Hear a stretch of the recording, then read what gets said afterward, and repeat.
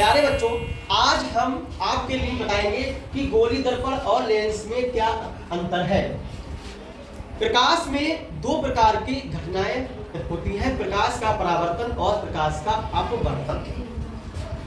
गोली दर्पण और लेंस के बीच का अंतर है कि प्रकाश उनके माध्यम से गुजरते समय कैसे परावर्तित होता है।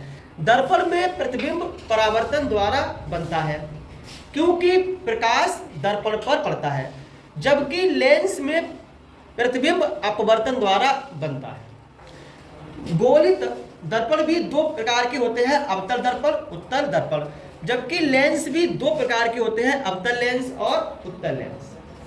अब हम बात करेंगे कि गोली दर्पण में अवतल दर्पण क्या है और उत्तल दर्पण क्या होता है। दर्पण खोखले गोले का कटा हुआ भाग होता है, ठीक है।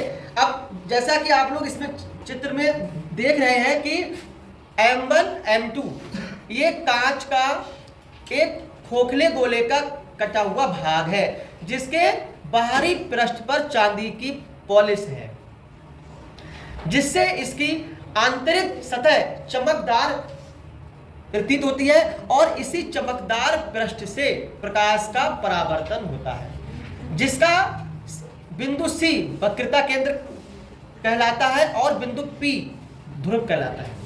ये हमारा अवतल दर्पण है। इसी प्रकार से उत्तल दर्पण के आंतरिक पृष्ठ पर चांदी की पॉलिश होती है और इसमें जो प्रकाश का परावर्तन होता है वो इस उत्तल दर्पण के बाहरी पृष्ठ से होता है। इसका बिंदु C ये वक्रता केंद्र कहलाता है और बिंदु P ध्रुव कहलाता है।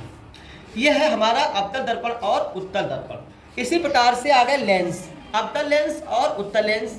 लेंस एक कांच का पारदर्शी माध्यम का टुकड़ा होता है जिसमें प्रकाश आर पार निकल जाता है और लेंस में प्रकाश के अपवर्तन की घटना होती है, जबकि गोली दर्पण में प्रकाश के परावर्तन की घटना होती है।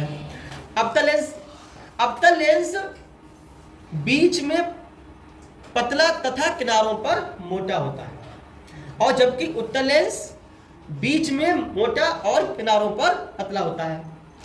अवतल लेंस या उत्तल लेंस के दोनों पृष्ठ वक्र होंगे या एक पृष्ठ वक्र होगा या एक पृष्ठ वक्र और दूसरा पृष्ठ समतल होता है।